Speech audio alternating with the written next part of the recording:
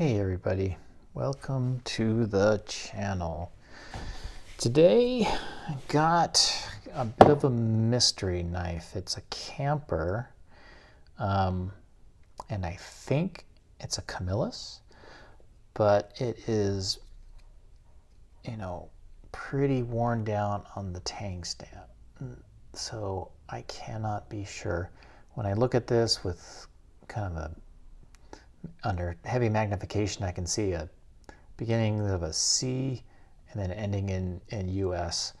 And then I believe on the bottom says cutlery or something like that. I don't believe it's a cattaraugus, but without knowing the full thing, it could be just about anything. But this kind of seems like a Camillus. It's a pretty used pocket knife, but it still works pretty good. It's got a nice pull, and a pretty good snap there. It has this can opener here. It's old style, but it's not the, I think, that sort of two-piece clamshell. This is not that, so I don't think it's super old. Has this kind of short, stubby screwdriver, and this punch blade, which is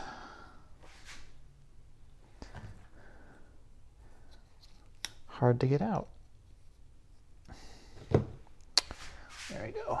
So it's got this punch blade guy. It's got a bunch of gunk in there. It needs some love.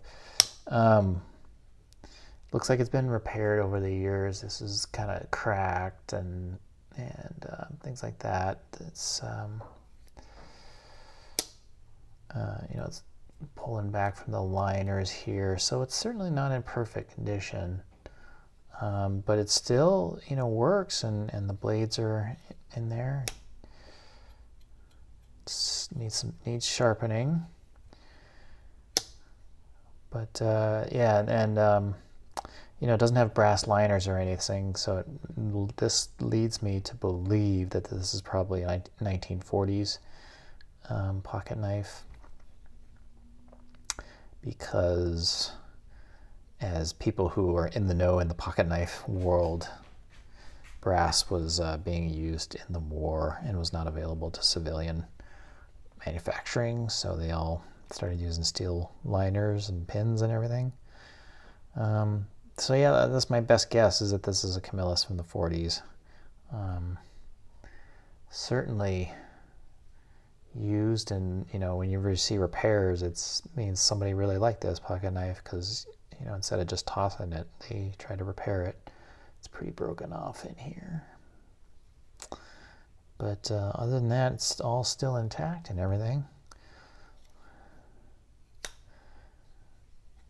So yeah.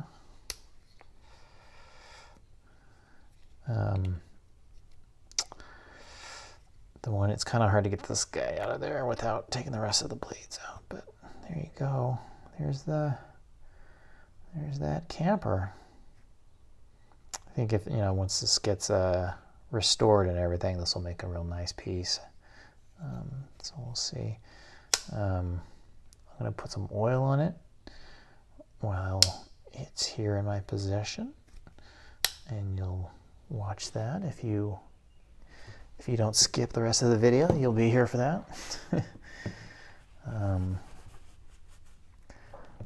Been kind of thinking about family a bit, so if anybody's here just for the pocket knives and doesn't want to hear my whining about family, stop the video now.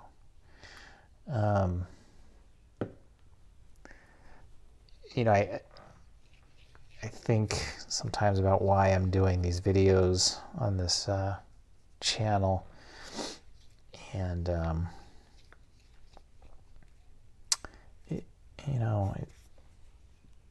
it's complicated. I know other folks on other channels, they have their reasons for put pocket knives out there and talking about them. Some just really like pocket knives. Some people try to distract themselves from, thinking and dwelling too much on things, and so they do pocket knives and things. These pocket knives are difficult for me because they're kind of a reminder of not great things, and so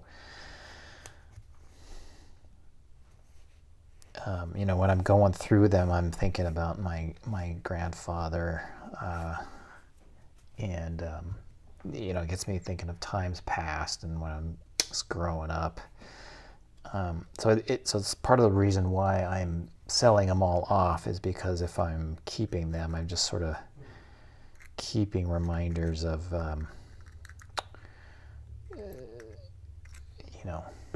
the past and some old stuff, and is one of the reasons I call this pocket knife therapy, is because I sort of am working through issues and letting go of things in the past. So as I let these pocket knives go, I'm letting those go. So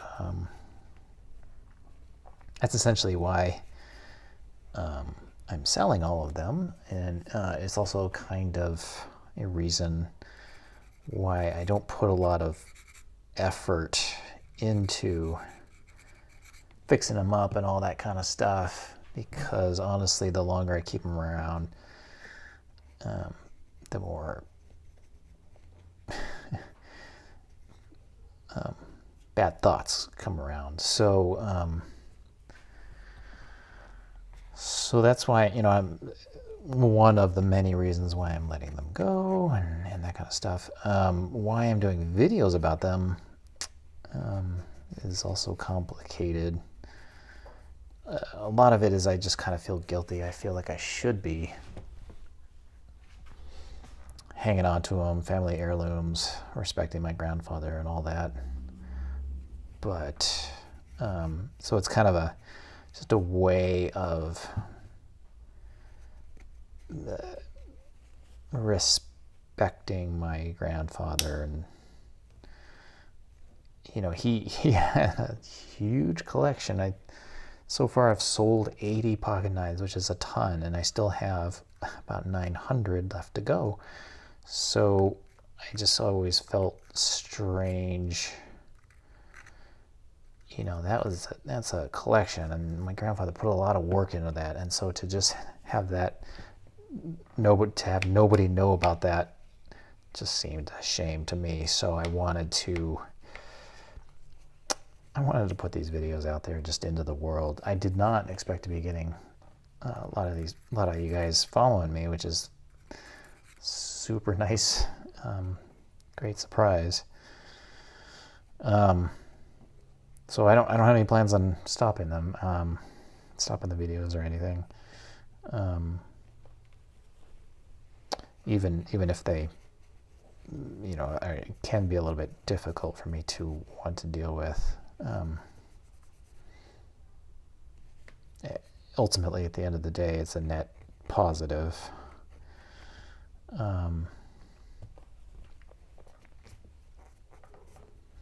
So yeah, this little bit of a backstory as to what's going on with these pocket knives. I don't know if I've had people comment to me, people are getting these pocket knives for a bargain and things like that. And I certainly agree. A lot of people are getting a lot of these knives for a super cheap price, but I'm just not able to, I don't have the time, and also like what I've mentioned as far as having a tough time dealing with them. I want to deal with them as little as I can, because bringing up bad memories all the time is not super healthy. So I don't know if that makes sense to anybody. But yeah, I'm sure it makes sense to my mom. My mom's watching these videos, so I'm sure it makes sense to her. But to the person out there watching the video going, God, I love these knives. I don't know, I would never get rid of them. You know, that's part of it. So, you know, when I first got these pocket knives when my father passed away, I was wondering what the heck I was going to do with them, and a thought did cross my mind because of all this mental stuff to actually just toss them in the trash, which would have been a darn shame. So yeah, so I decided to start doing a YouTube channel. I did actually think I mentioned this before. I started planning for this YouTube channel before my father passed away, kind of as a way to, I thought he would get a kick out of me doing these videos, and he would want to watch them, and you know, maybe he would be proud of me, you know, that sort of thing. But yeah, he passed away before I could start, and kind of did some things before he passed away that made me angry with him anyways. So wasn't yeah, so you know, those painful memories kind of come with the territory on these pocket knives now. So I feel like this is probably the best thing to make videos about them before I let them go. You know, if I wasn't doing this, or, you know, they would probably sit in my garage until I passed away, and then my granddaughters would get them, and my daughters are not into these things, so sorry. They would have sort of gone away in history and stuff like that. I feel like right in here it's missing a shield in there, so that's kind of interesting. But so yeah, there you go. Kind of some insight into my feelings about these pocket knives. As I go along and I learn more about them, they're cool. I like these pocket knives, but boy, just a lot of baggage that comes with them. So it's sort of predisposed for me to be not wanting to get super into them.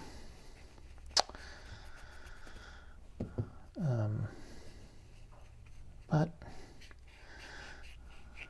anyways, there's my therapy session for the day. Yeah, so I think this is about as good as it's going to get on this here pocket knife.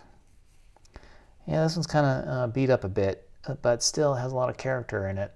So I'm sure somebody will dig this pocket knife. A lot of life in it, a lot of use. So I wonder, you know, you sit there and think about these things, and you know, who had this? What was it used for? How did it get this big old crack in there? Etc., etc.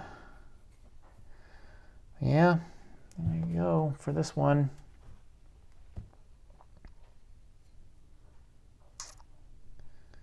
Okay, everybody, if you made it this far, thanks for sticking with me. All right, see you next time.